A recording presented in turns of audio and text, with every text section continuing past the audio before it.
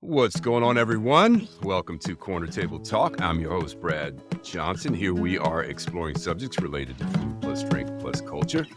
As always, with questions or comments about our show, you can reach me at brad@postandbeamhospitality.com. I invite you to stick around for the segment of our show we call How We Move with my dear friend and sister, Ambassador Shabazz, who will share her insights about the conversation. People born between the years of 1901 and 1927 are often referred to as the greatest generation. They persevered through war, the Great Depression, and in the case of African Americans, the added struggle in the fight against injustice in the battle for civil rights. Baby boomers, birth years 1946 to 1964, the generation I'm a part of, in large part, are the beneficiaries of the fight for civil rights and social justice. Generally speaking, we could go to decent schools and colleges and pursue our chosen paths, not without headwinds, of course, but certainly an easier path than those that came before us, and we have them to thank for that.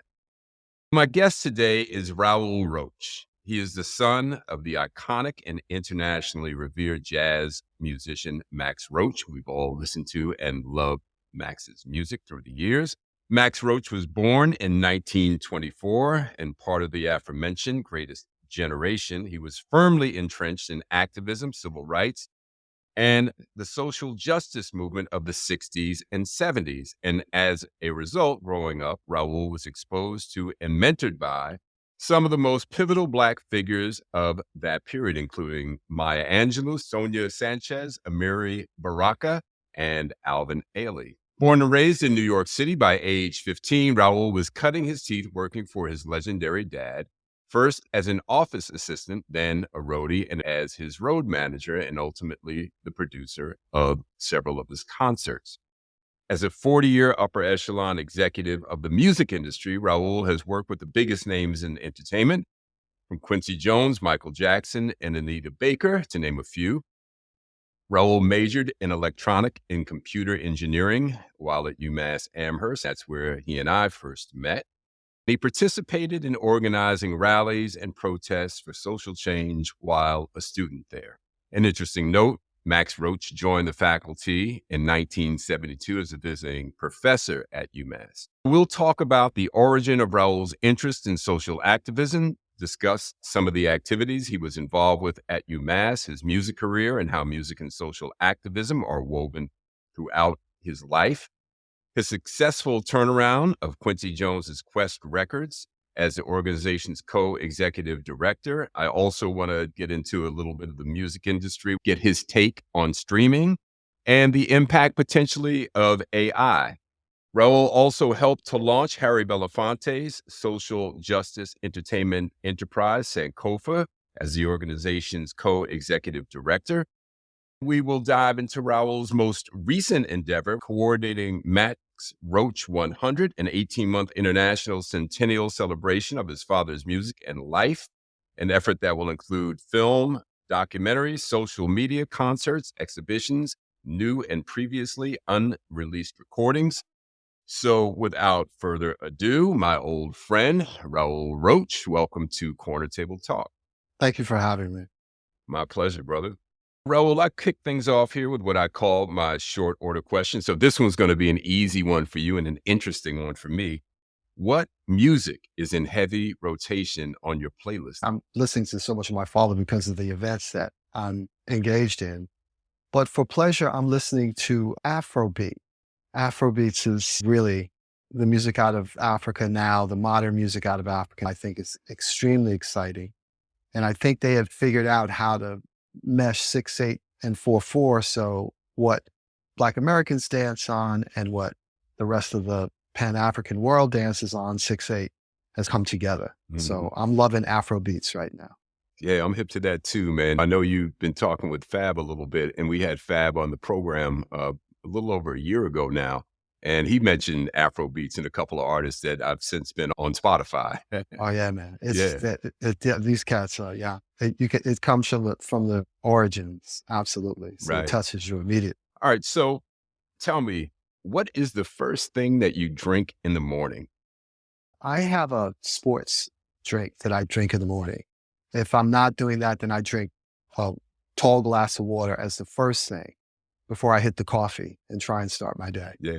All right. How about your favorite New York City walk? Cherry Walk on the Hudson River, Riverside Park. Oh, man. That's a good one.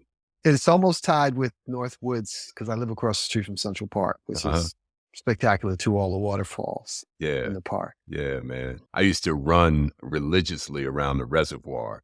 I Yeah, we missed that saw run. each other there a Yeah, couple we of would times. each other. I would try to keep up with you, but then I'd turn around and go the opposite way because you Yeah, were there's too only one fast. athlete in this conversation. That's you.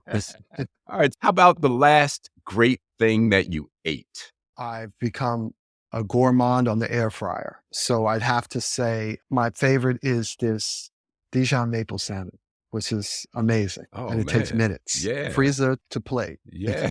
We like that. The air fryer, man, is moving the microwave out of the picture a little bit. How about what are you watching these days? I don't watch that much TV. I read a lot. I read a lot of critiques of programs, so I'm pretty up on what's new. I'd say the most impressive thing that I've watched recently was Messiah on Netflix. I'm listening to music most of the time. Last one of these. What are you reading? What's on your nightstand? Believe it or not, I'm reading Dune again because the new movie just really, because I grew up on science fiction. I do like science fiction. So I'm reading it again and I'm enjoying it again. Nice, man. Nice. All right, let's jump in here. How are you and where are you? I see some beautiful art behind you. I'm in my apartment right off Central Park West in the neighborhood that my father had an apartment since I was a year old. He lived at 415 Central Park West on the corner of 101st. I live on the corner of 103rd, right next to the subway station. I know that subway station. Yeah. Yeah, very fortunate. I live across the street from the park, so I'm very happy. Love that. I wanted to play a meaningful track of your father's and have you comment on it on the other side. Tell us a little bit about what we're going to hear, and then we'll get a little conversation from you on the other side of it. Max Roach and Clifford Brown, and a big hit they had in their pioneering of the new sound hard bop. It's called Jordu. It's written by the pianist Duke Jordan.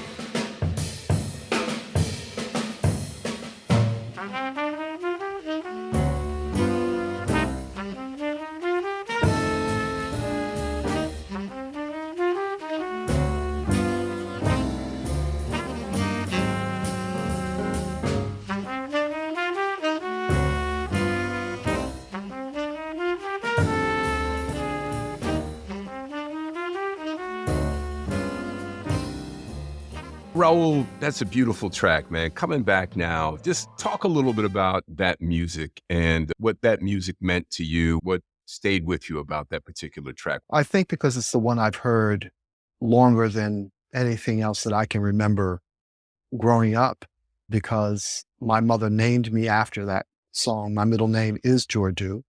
So I heard the stories from very long ago, and it's responsible for me being here because my mother traveled from Providence, where she lived and was born and raised, to Boston to see Max Roach and Clifford Brown, specifically because this was her favorite tune. And then they met, and here I am. Here you are. My father was a big Max Roach fan, but also a Clifford Brown fan, and he turned me on to Clifford Brown and Strings, and I never let that go. Great album. Great album. Raoul, you and I were talking about your life as a young man, and admittedly, as well as I've known you and for as long as I have known you, there were things that you shared with me that I hadn't heard. You mentioned a very brief affair between your mom and your dad, and you spent the early part of your life with your mom, who was a single parent, and that led to some questionable decision-making. A founding member of a gang, which came as a surprise to me. You had to hide your books on the way home. Share a little bit about this early chapter in your life, and then segue into how that led to you ultimately living with your father. I feel very blessed to have the life that I've had and seeing different sides of it. I've had a really diverse background. I started my life out as a child of a single mom. She had two other children as well under tragic circumstances. It was difficult for her. She took responsibility and never asked my father for anything. He was engaged with his career. He is married. He had a family. We just lived that life. I grew up as the 19 other little boys in my neighborhood grew up, being young Black boys growing up in a segregated community. Where was that, Raoul? That was St. Albans, Queens. Mhm. One of my earliest recollections is when my god sister, because I went in and out of a foster home, but it was like extended family. They loved me as much as their own kids. Some of them say even a little bit more. But I was really loved and cared for. But I remember my god sister teaching me how to ride a bike and then taking me up to 195th Street where Cambria Heights started. And that was the white neighborhood. And there were white kids playing on the street. And she took me to the corner and she pointed to them and said, "Don't go down past this 195th Street because those kids over there, they'll beat you up." So that was interesting. So of course, all my energy went back towards the other way, which was fine because we had a dead end street and all of us boys would get together and just go crazy on the pavement playing football and all kinds of great games, hot peas and butter, all those great games when you were a kid. But our identities were not white. To survive, you had some parents in the community doing the things with their kids to educate them. Those are the kids we basically picked on. They avoided us. White people read, we didn't read. White people were not rude, we were rude. We were rebels like most abused children become. And when I look back on it, that's what I think it is. When a society abuses its children, they rebel. And sometimes that involves self-harm. And a lot of times it involves being anti-you. You're not good because we see how you treat us. I had my foot on the path towards the penitentiary or the cemetery. Mhm. It was the way to survive. This wasn't like I was some tough kid. It was, I had to survive. Right. I made friends with the toughest kids and we started a gang called the Black Skulls. We had been attacked by the Black Spades and they beat us up and threw us out of our playground. And so we got back at them and kicked them out and made sure that they didn't come south of Jamaica Avenue after that. But my mother found out. She heard us talking with the Spades about weapons and when we were going to meet. She packed my bags that night and moved me to Rhode Island. Wow. And I never figured it out until recently. But it saved my life. What age was that? I was 12, turning 13 that summer. And why Rhode Island? That's where she's from originally.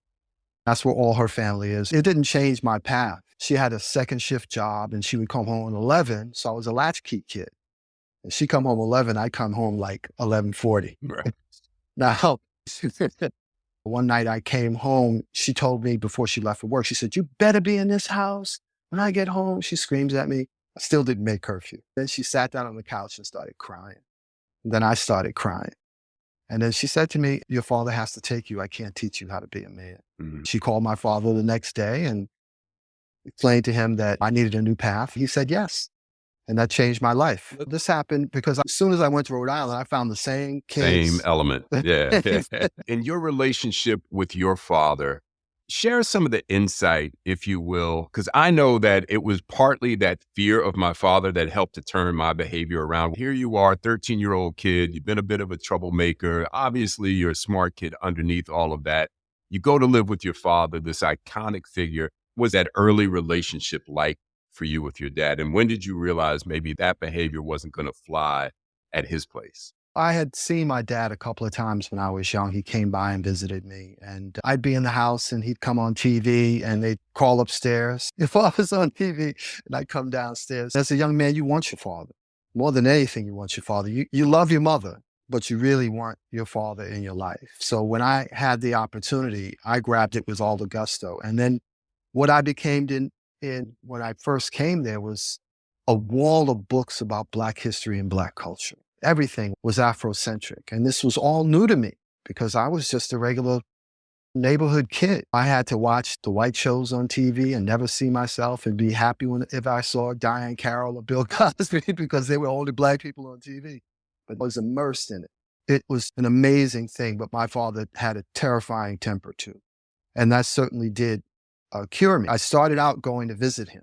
I tested into a good college prep school in Rhode Island, and I was there and one of the first students of color, so there was a lot of racial tension.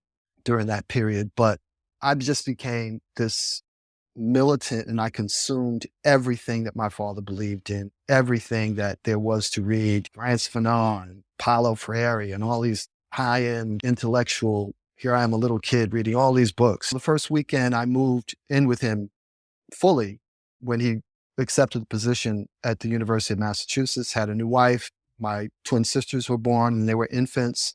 They were 14 years younger than me, which was great. I went out to UMass one night. I was in high school. I was a sophomore and I stayed out to 2:00 in the morning. I came back and I was like drunk, high, 15, and had met a little friend. I came home and I went to bed and I got up the next morning and came down to breakfast and my father casually asked me, "What time did you get home last night?" I lied. "Oh, around 12, 15. He jumped across the table and said, "Don't you ever come in my house that late again." And I was like, "What time should I be in there?" I didn't know. And he was like, 10:00. And I said, "Even on weekends?" He was like, 11. There was no more discussion. That was it. So it really put me in a mind. And plus, Amherst Regional High School was incredible education. You had the 5 colleges around you. So it was like taking a plant that isn't growing in an area and transplanting it to new soil, giving it the right sun and the right water, and I blossomed. Yeah, yeah. So I'm very grateful. The next year he took me to Europe. I was like, oh my God. As a young Black man, all I knew was 6 square blocks. And when I was walking down the street in Italy, I remember seeing all the people shopping in the afternoon for their food. And for the first time, it dawned on me, there are 3 billion different people in the world, and there are 3 billion different ways of living. Before that, I only knew one way to live. Mm-hmm.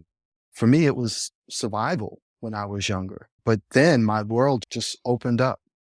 Did you ever get a chance to talk to him about his temper and the origin of his anger? No, he'd just get mad. No, he was like that because he was a very serious person. Mhm. And he didn't suffer fools. He worked very hard. He had an incredible work ethic.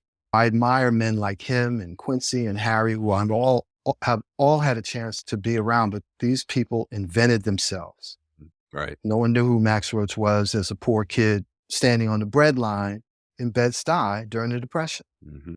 And so whatever they did, they made themselves into who they are. Right. They didn't have to check off the boxes. I got my degree in this and I got that. They Yeah. just did it. And not a lot to model around them. They were really the originals. I think of my father in that way too. How to dress, how to speak, how to be, how to move into business and move around business. And he didn't have a father like I was fortunate enough to have to show me how to do those things. Made it up as they went along. Exactly. And he came from, how could you not have a troubled family life during the kinds of oppression that was going on? He moved to Brooklyn when he was 4 years old. His older brother died of pneumonia when his brother was 11. I guess he was 8 or 9. Mhm. But it was a hard life. A lot of things happened good for him, though. The church, Mhm. where he learned how to play his instrument. The fact that he moved into an apartment, and back then people were moving all the time because of the Depression. And most of the apartments you went into on the upper floors, which were cheaper, sometimes had pianos because people couldn't afford to move them. That was when you had to take them out the window and drop them down. People didn't have money to do that. He was in a few apartments that had pianos, and his mother sang in the gospel choir, my grandmother, and set him off on a life. And he discovered in the drum and bugle corps at church his instrument. And then he just dedicated himself to it from the time he was 10 years old. Wow. So going to work for your father exposed you to the music business as a young man. I want to jump ahead to Amherst and UMass. Your dad was one of the first musicians hired to teach at UMass. And as I mentioned at the top, you were involved in activism and organizing while you were at school there. There was a vibrant, active Black community, and obviously your awareness of social activism was awakened before then. But discuss your impressions, if you will, of UMass in the 70s and what got your attention as far as the rise of Black consciousness on campus at that time, and what struck you in terms of your activism side.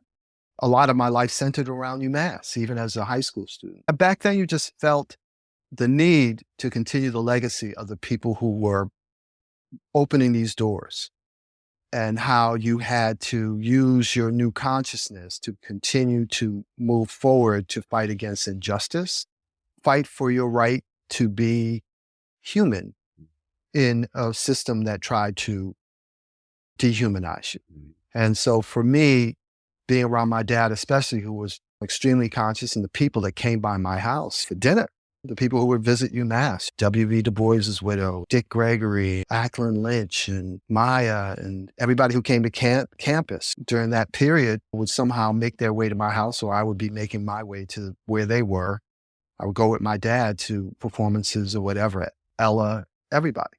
So it just felt like you had an obligation, that you weren't going to be like the previous generation because you came up around people and you saw leaders who modeled for you behavior that you didn't have to take it, that you could fight against it, that you could organize against it, and you could make your voices heard.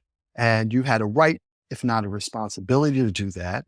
And it was borderline violent, but it was a very serious demand. Like Frederick Douglass would say, that you have to have a demand to overcome that kind of oppression. Then the music itself, the culture, the last poets and Gil Scott-Heron and all the things that we were exposed to as young students, that was our music.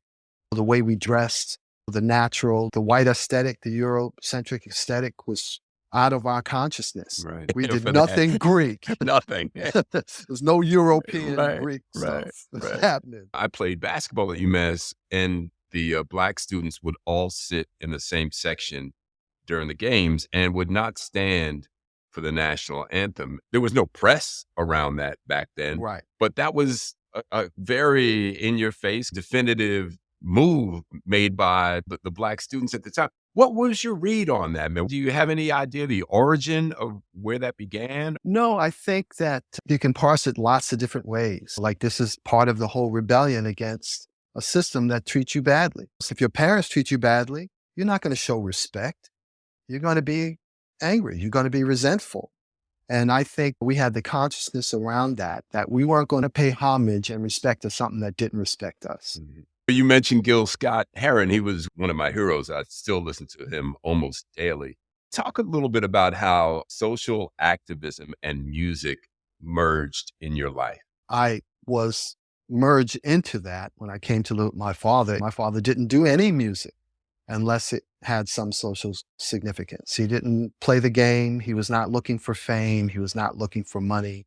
He wanted to produce serious art and help the human condition and all human beings, not just Black people, but certainly Black people was his point of reference because of who he was and his background, because they went through a lot of things as jazz musicians during the era of segregation, especially in the South, but not just in the South, in Pennsylvania, in New York, the police, and a lot of bad things happened to a lot of very talented people. So for him, he carried that battle with him. Yeah, interesting, man. You leave New York City in the early 80s for Los Angeles and land a gig as an intern for Quincy at his publishing company.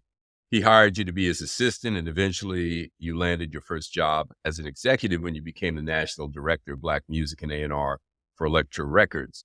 You scored your first #1 platinum selling hit with an alumni of the Cellar, I might add, Sweats, I Want Her. Yeah, I remember seeing him there. A Teddy Riley production. And the song ushered in a new sound, of course, we all know now as New Jack Swing.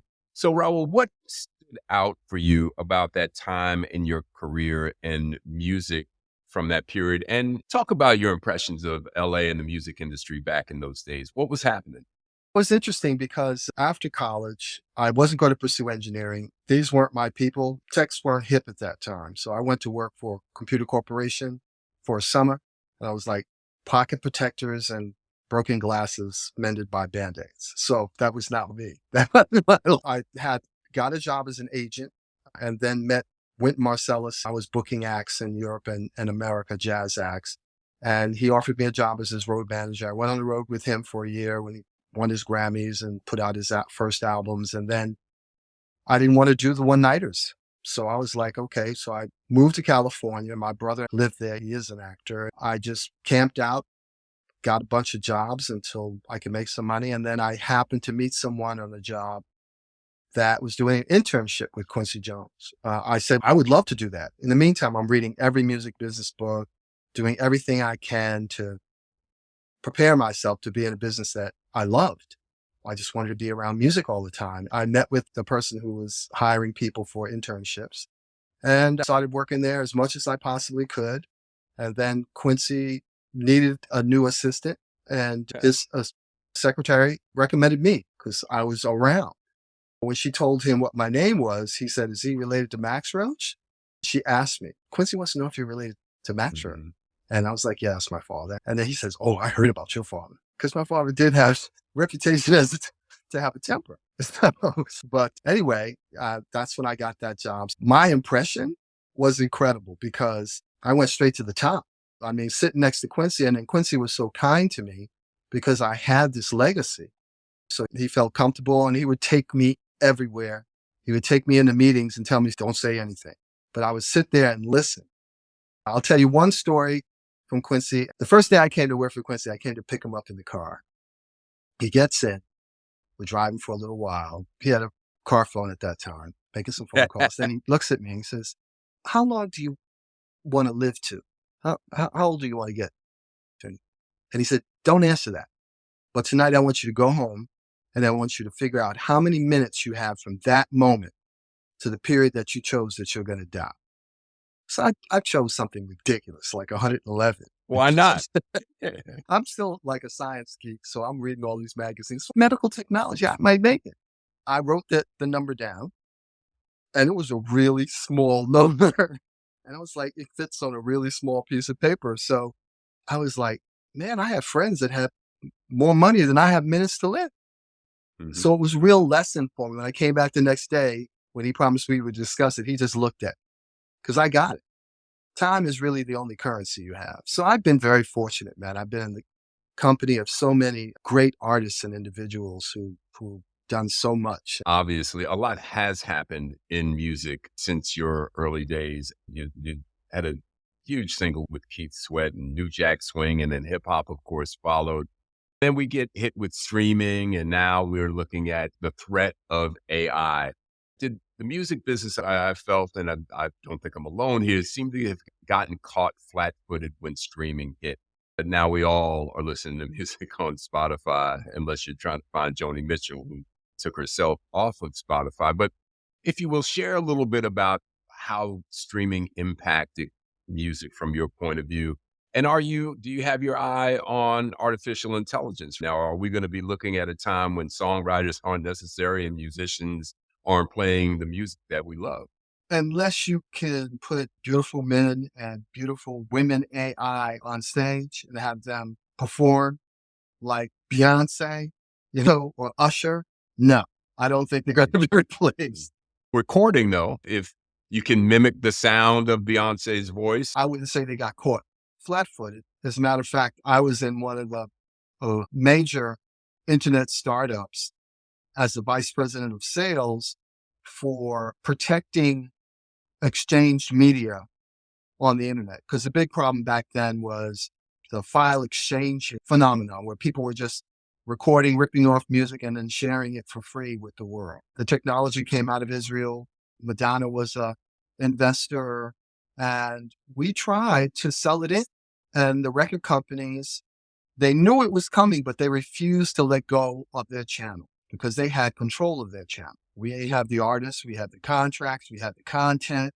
We own the content. We're going to have the intellectual property forever to the sound copyrights and all this stuff. No, we don't want to do anything different. And it was a mistake. So you're right. In a way, they tried to hold on to something that was being disintermediated. Nobody wanted to have to go through them anymore to get their music. Nobody wanted to do the retail things. It was the first real disintermediation of retail when all the record stores closed. Now you see more of it happening because of Amazon. We were the first in terms of the record industry, and they just were arrogant and they didn't pay attention. In terms of AI, I think it's a simple solution, but the problem is that we have a generation that was before us that was called the get over generation. And they were the first ones to fill in the college graduates from the late 60s to fill in all of those opportunities that were opened up by the civil rights movement and the civil rights laws. and, and affirmative action and all the other things. They're still in power. My kid doesn't know what not having the internet is. I have two sons and they don't have any idea what the world is like without it. So you still have people who don't catch up. I'm glad to see the president and vice president are focused on it. I think what's going to happen is every artist is going to have to be sovereign. So that means that everything that comes out of them, they own. So you can't take Biggie's voice, put it through AI, and then own it. No, Biggie is sovereign. So everything that he's created is sovereign. Every sample, every voice inflection, everything belongs to him. I think if we get to that point, we better get to it very quickly. Then we'll be able to have some limits on the creative part of AI. But I think, and like Fab said today, he sees it like I see it. It's just another tool. Hip hop started in technology because they had bankrupted all of the cultural programs out of the schools. People were, after the 60s, people were disenchanted with the church. They weren't going to learn instruments there. You have these kids in these burnt out neighborhoods in the South Bronx and in Queensbridge living in projects, and human beings have to create. So they create, they put together the music that they could get at record stores, and then they connected the 8-track and the record player. You could go back and forth before they connected the turntables. It was a way to keep the party going. And then these parties competed. And so you had to get a master of ceremonies who would come in and say what we used to say in college. The rough is hype up the crowd. And then that turned into more limericks, and then they put it on tape and it became the hip hop music industry. I think that people will find a way to create. And I agree with Fab in the fact that it's just another tool. But we have to protect our rights as creators in that new environment, because using human creativity and then remixing it is not originality. That's theft. Now, they say all art is theft. We just need to get ahead of it, but we need people in government and in business to understand. I hear you. And I worry that my son's a musician. We talk about this a little bit. And he's dead. They're going to be writing songs soon with AI. They're going to say, give me a love song that sounds like Teddy Pendergrass and whomever else. And AI can churn that out. Along the lines of what you're saying, if it's Biggie and you can identify that as proprietary and it's Biggie, that's one thing. But if it's a song like so-and-so, how do you contain that? Artists have to be sovereign in the fact that they own all aspects of their creations, and there should be limits on the technology that identify the provenance. So if you're putting in this prompt into AI and you're using Biggie's name, that's Biggie's shit. If you're using Teddy Pendergrass's name, that's Teddy's shit. And so you can't separate the two. That's my opinion. That's the two areas which I think we can corral the technology, at least on the creative side, but it's going to change everything there. It's going to improve our economy globally. Amazing. When the internet came on in the 90s, and I was part of that too, after the record industry and all of these businesses were starting up, we were getting 35% year over year efficiency growth during the 90s. That's why the 90s economies was just, the Clinton years were just bang. Al Gore had decided that they weren't going to sell the internet space to the telecommunications company, they were going to keep it public. And it really was a good decision. I think AI is going to do that and eclipse efficiency. I'm using it to write emails, letters. I've written scripts for commercials using it. I ask them to do decks for me. They don't do the actual deck, but they'll do the deck language. And you have a few minutes of editing and you're done. So I'm 10 times more efficient using it. So I think it's an important tool. We have to make sure that we have people who understand the technology and then be able to put guardrails on it. I was listening to Neil deGrasse Tyson, the astrophysicist, and he basically said what you just said. So that shows you how smart you are. But he said it's going to be a valuable tool. So we've got a little bit of time left. I did want to touch on Quest Records and how you helped to turn them around. Your view in the music world, Raoul, is a really interesting one. Obviously, you go way back because of your dad through an very interesting period. One of the best, I think, musically, the 70s, giving way to the 80s. And the drum machine and all of that. I remember going to clubs like Leviticus when hip hop and rap were just starting, and DJs were rapping over records and scratching and starting them again. I'd get mad. I'd be like, man, play the damn records. But we saw the evolution. We were both in LA when the West Coast hip hop era really sprung up. We were right there for that, and a catbird seat hanging with Quincy. But just give me your overview as to where we've come from in terms of the music industry and where we are now. Are you pleased with where music is these days? But start with Quest. Talk a little bit about that experience. That was an amazing experience. First, because I had success at Elektra Records, like you said, with Anita Baker and so many others. Shine had the first dancehall record and a bunch of stuff, Teddy and the New Jack Swing movement. For me, coming up with my dad and the music that we experienced in the 70s, Brad, it was about individualism. In the 90s, we began to move into a producer's realm, where you'd have one producer and they produce their sound over a range of artists. That, to me, isn't interesting. I love the era when you heard the OJs, you heard Earth, Wind & Fire, you heard Al Green, you heard the Temptations, you heard whomever, and you could tell the difference. You knew who was who. Now it's more like originality has not yet gathered back its ability to say what we prize more than anything is individuality. Not being the second anybody, but being the first of yourself. And so I think that we're moving through cycles, and I think it's coming back. I see a great new young jazz coming up on the loft scene here in New York City and in Brooklyn and downtown Manhattan. These young kids, they have that repertoire that goes all the way back to Scott Joplin, to electronica and trap rap, and they play it all, everything. They'll play giant steps, John Coltrane, and then segue into big guys on the West Coast like Kamasi Washington. Same thing. Oh, Kamasi's the man. So I think I'm a big believer in positive. And certainly I feel that when you start talking about, oh man, that music, that sounds like you're getting old.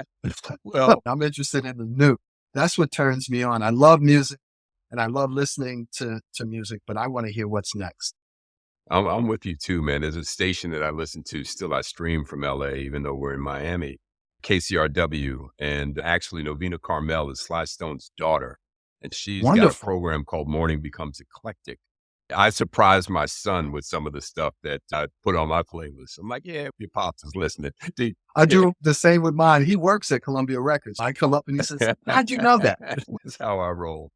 So leaping ahead here, we just lost Harry Belafonte, and I know you had a very special relationship with him. In fact, you were instrumental in helping to launch Sankofa, Mr. Belafonte's social justice entertainment enterprise, as its co-executive director. That's a big calling, Raoul, to work with someone like that on a cause like that. Is certainly right up your alley.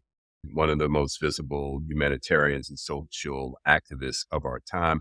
Talk a little bit about your relationship there and what that program meant to you. It was tough dealing with his death, first of all. And I never thought that I would react in this way. I finally realized I've had a really good life because I've experienced such a diverse life. And I had never really experienced overwhelming grief. I would allow myself because I grew up with that greatest generation of men, and they brought some toxic masculinity, a lot of toxic masculinity with them. But all the voices, I couldn't stop myself from crying. I finally had to call my psychiatrist, and he told me to take a certain medication to calm me down. But I didn't cry like that for my dad, for my mom, my grandparents, for my godparents. What was this about? He said, we caught you in an unguarded moment, and all of the grief that you've been holding back came through in that moment. And so your body just released. It was tough, but I think with Harry, man, I don't know how to describe it because I work with him every day. And Gina and I were close. And so I spent a lot of time with the family and with him, and not just working, but also social time, traveling and doing other things. It was a pleasure. What I learned with him was when you work for Harry, you don't really say no to him. I tried a lot. They wound up always wrong. When he asked, we were just at dinner at a Chinese restaurant, purely social occasions. I had no aspirations to go to work for him, but he just laid out for me what I should do and how I can be of service. And this was his idea. He had so many creative ideas, it was difficult to keep up. just an amazing person, an amazing man. He gave me the opportunity to really be about my coda. This was Sankofa.org was really my coda. It was my ability to bring what I had learned through my life to bear, to start an organization that was a social impact organization as well as an entertainment organization, which is where my background was from, bringing artists together, making music, making films, making documentaries, making PSAs, all in the service of movement and grassroots organizations. That was the expression of my whole life. The people on the ground at Ferguson, we were there a week after Mike Brown was murdered, and we sent artists there and were there with these brave young people, man, who protested every day for 260 plus days. Rain, shine, snow, sleet, didn't matter. Across from a police station in communities that had just turned them into basically fine sharecroppers in terms of they would catch them and give them all these fines, and they would draw money from them to support the police department, the fire, and the administration of these small towns because they had been moved out of downtown St. Louis to the northern suburbs. It turned into this incredibly impressive atmosphere. Driving cross country, I knew about the Missouri State Police. They had a rep when it came to Black people, but the police in St. Louis and in the northern suburbs of St. Louis, the Black communities, they're Gestapos. They murder people. They beat people. Mm-hmm. They're like overseers, really. Mm-hmm. And then you see these young people, all of these Black people lined up at these houses that they turn into makeshift courthouses to see how much they're going to pay every week to catch up on their fines. One community had $140 million in fines that was owed to them. And they had to erase it after the Department of Justice came in and said, are you serious? You have $140 million worth of fines that's still owed to you? People lining up to go into your basement to give you $20 or $40 a week? It was insane. Anyway, it was great for me to be engaged in movement, especially with Mr. Belafonte. It was just so much history, so much brilliance, so much beauty, so much joy. He's such a special person to so many people. I know the Shabazz know that very well. And so I've lived a fortunate life, man. I really have. I would say, man, if you had to distill Mr. Belafonte's personal power down to just a brief description, what was it about him? Obviously, he was tremendously charismatic, very bright, a beautiful man. But what was your takeaway from all of that? What was his personal power, Raoul, would you say? He told me his personal power came from his mother that would put him to bed at night and say, never go to bed at night unless you do something for someone else. And he lived that his whole life. Mm. Every day it was about how can I do something for someone? Mm. How can I make the world a better place? To have that kind of commitment over a 96-year term from childhood is just the essence of who he was. And the history I learned talking to him about his sojourns in Africa. He was an actor too, so I know there's a little embellishment. To know the esteem that Nelson Mandela had for him and all of the other people that he interacted with. And there's so many things that people don't know. Going to Chase Manhattan, calling David Rockefeller and having David Rockefeller open the bank on a Sunday, Chase Manhattan, meeting the president of the bank. They go in there so he could get $50,000 from David to bail out all of the people who had been arrested in Atlanta, including Dr. King. You'd hear these stories about how Tupac's mom was arrested and in jail, pregnant with Tupac when she was protesting, and Harry paid that bail. She never forgot it. And the thing about working for Harry, like working with my father on this centennial, is nobody says no. My experience is you throw a bunch of balls up against the wall and see which ones stick. Everyone is sticking. Everyone's saying no. And it's an amazing testament to their life and the kind of respect that they've built. Quincy Jones, Harry Belafonte, and Max Roach. Wow. 3 pivotal human beings, man. That's a lot in one lifetime. Poor little black boy used to beat up kids. Little troublemaker. Yeah. You got it together, brother. Well, the set of that is, if I can say just one thing, is I loved my friends when I was young, and I lost almost all to drugs or to murder or to prison. And that also pegs me to wanting to make sure I try and do something about conditions that created those young. Sure. Yeah, sure. You probably remember the name Bill Underwood from your music Love Bill, man. life. Love Bill. Great guy. He just got out of federal prison after 34 years. He was sentenced to life with no parole, and a music business executive, also managed slaves. Steve Arrington discovered Johnny Gill. Anyway, Bill and I got together recently, and we were talking about his old neighborhood in Harlem on Manhattan between 112th and 114th Street. I think he said out of 30 or so young men about the same age, maybe 2 or 3 are alive and out of prison. Incredible odds, man, against young Black men born at a certain time in a certain community. That problem has not resolved itself. I don't know if there's something you want to touch on there before I move on. I do want to talk about what you're doing with your dad, but give you an opportunity if you wanted to make any kind of a comment about that. Yeah, it's a strange conundrum because, and I do really look at it as a microcosm of a family. And there are families that the leaders of those families abuse their children emotionally, physically, even sexually. And so to see how that's created this kind of dysfunction, even self-destructive dysfunction, is tough. So how could you not want to organize and fight against that when the people that you loved since you were 5 are lost in a system not of their devising? And sure, they could join the system. Sure, they could do all the quote unquote check all the boxes. I get into arguments sometimes about the use of the word nigger. And I'm like, I get what you're saying. And certainly would like to abolish the use of the word, especially when we refer to ourselves as that. But the truth is, it's rebellion. Yeah, I'm a nigger because I don't want to be like you. I don't want to be white. I don't want to oppress people. I don't want to do that, even though you have this kind of proletariat thing where you do have on the spectrum people who are poor and evil. So they do bad things. But I'm just saying the systems need to change. Racism needs to be abolished. Yeah, absolutely. The struggle is ongoing. So I wanted to wrap up on what you are currently working on, your latest project. Max Roach 100 is an 18-month international centennial celebration of your father's music and his life. So tell us about that, Raoul. That's a big undertaking, man, but one that's close to your heart. Yeah, it really is. It's a love project. I'm fortunate enough to be retired and have the time to devote to it.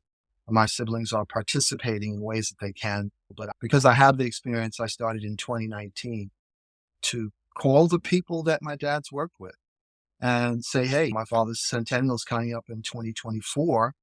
You think about doing something? They're like, yes. I started with David Rodriguez over at New Jersey Performing Arts Center, and then I called Winton. They both said yes. And from there, I've been able to build the Kennedy Center to North Carolina Jazz Festival to the Kitchen, all of the things that he did in his career, because he had basically 4 audiences. He had the bebop audience with Charlie Parker and Dizzy Gillespie and Miles, those guys. Then he had the hard bop era with him and Clifford Brown and Miles with the cool jazz thing, which he was also a part of on that recording.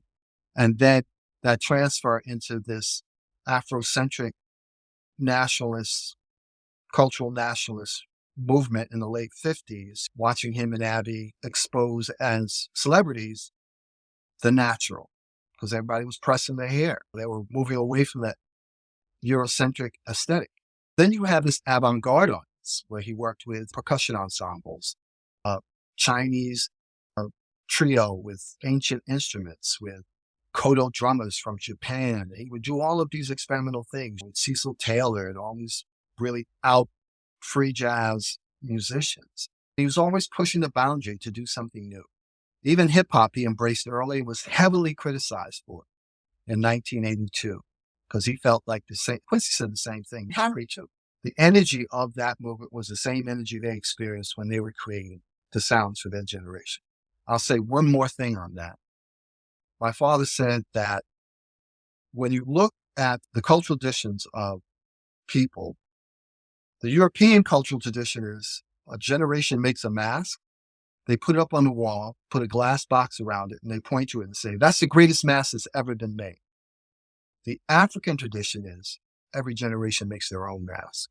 And so what we see with this constant creativity This constant improvisation is a very human African homo sapien tradition of not taking something and classicizing it, point that nothing can be created beyond it. And the generations after just have to kneel. So the generations before, it's about creating, it's about moving the culture forward and the world of sound, which my dad liked to say includes music, but is not exclusive to it. I feel that, man. So, on that note, in closing, you're the dad, you're the father of two boys, two young Black men. What do you tell your kids? How do you feed their optimism? And what are you cautious or concerned about as you raise these two young Black? The cycle of history. I was born in a sweet spot. I didn't have to go to Vietnam, and I didn't have to go to the Gulf War. I fear what all parents fear, that they're going to be caught in a maelstrom, not of their design, but of forces that are beyond their control. So that's what I fear. The optimism that I feed them is that I love them and I want them to love themselves and as many people as they can in their life. Yeah. Through that, they'll find their way. That's what's most important to me. A lot of the lessons that I learned from these great individuals that I've been exposed to, and I try and pass down the little tidbits that I can and just empower them to let them know that, and people argue with me, but I believe I owe them everything because they didn't ask to come. I brought them. So I'm giving them everything I can and then setting them free to set their course, and it's their choice. You know, they're men, they're adults, they make their own choices. If I can make one more thing about this whole toxic masculinity thing, when I was going through this uncontrollable grief around Harry's passing, which was really the compounded grief, I kept hearing these voices in my head, Brad. It was crazy. Remembering from when I was a kid, boys don't cry.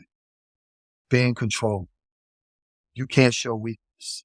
Be strong. I just kept hearing these voices and I couldn't stop crying. And then I realized that was passed on. Our male elders passed on to us this masculine culture that was not about feeling or being emotional.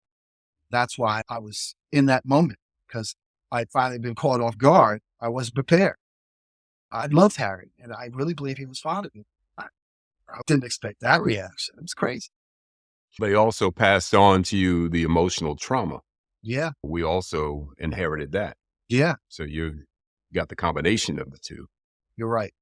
But I know one thing, I passed it on to my sons. And that's my next move, is to try and tell them that it's okay to feel. Because when they cried, I did the same thing to them. And I feel immense guilt about it. But I'm going to do my best to end cycle on that. I talk to them about it's okay to feel. It's okay to express these emotions through your body. That's the way human beings are built. You don't have to hold it in. Raoul Roach, you're always a real pleasure to talk to, man. And I know you're working on some writing. I hope that you complete this memoir of yours because, just so many thoughts and experiences in your life, I think, can add value and insight to all of our lives. It's a pleasure to know you, pleasure to call you my friend. Thank you, man. I really appreciate it. And I got to tell you, I'm just going to give it to my sons because I just want them the benefit of my knowledge, of what I've learned from the mistakes and the successes that I have had, and for them to have, because I'm naming names, Brad. So I told them they can't release it until after the youngest person 50 years after they die. So it's never going to come out because I'm naming names. You'll never have lunch in this town again, right? Raoul Roach, thank you, my brother. It's great to see you, man. Take care, man. Love you, man. Peace. Love you back. Thanks to Linda, to everybody, and to the ambassador. Peace. Welcome back, everybody. I am here with my sister, Ambassador Shabazz, who's looking just younger every day. I don't know how you do it. What did you think about our conversation? He's had some interesting people in his life and some really incredible experiences. It was a powerful conversation to listen to. What comes to mind is what is it that makes us who we are? In the tally, he said towards the end that he's lived a blessed life. And this is notwithstanding any of the aspects of his early beginnings and the twists and turns. But instead, if you're lucky enough, blessed enough to live long enough and have a perspective like his, you realize that every twist and turn has some value. I have to say, I've known the Roaches, the Roach family off and on throughout the 60s, 70s, 80s, depending on where they were, what was happening, which parent, which event. Us as kids, we would pass through each other as folks were being, those days you babysat with them there. You weren't left sometimes. Like he said, he was following his dad. He was with his dad. His dad took him places after he was living with him.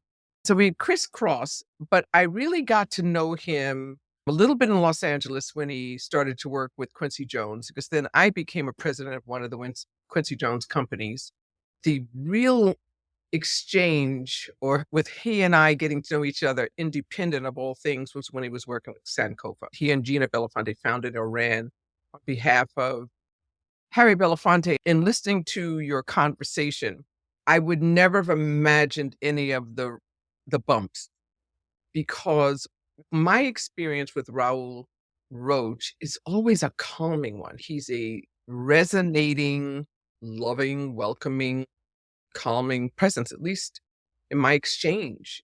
I've watched him tend to many, Mr. Belafonte specifically, in public spaces. He's just really attentive to the. Mm-hmm. So listening to what he had to journey through to get to that place, hats off to him. Strong, quiet strength. He has a quiet strength, even though it has the force of his father's teaching, the conviction rather of his father's tutelage, but it's a quiet, ever-present strength. Yeah. Even going back to our days at UMass, Raul had that kind of cerebral presence. Yeah. You knew he was a thoughtful guy. I always knew he was a smart guy.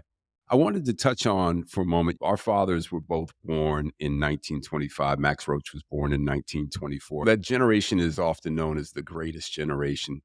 What was it that generation persevered through? What gave them that fortitude? And why do we look back at that generation perhaps as the greatest generation? I think we get to look back. We need to reintroduce it to today's population, 50 years and younger, because they think they're the OG. I keep hearing that all the time. And you want to say, no, the real architects of social development, at least in a modern day, in the last 100 years, includes these people that may or may not have gotten a degree, yet we are the beneficiaries of their contributions in so many ways, men and women. When you talk about musicians with a mission, it includes Tito Puente or Celia Cruz. Do people that are Latino know who they are? Or Babatunde, Nina Simone, you hear her name, but do you know the journey? Pete Seeger, Harry Belafonte, and not to mention subject-wise, Max Roach.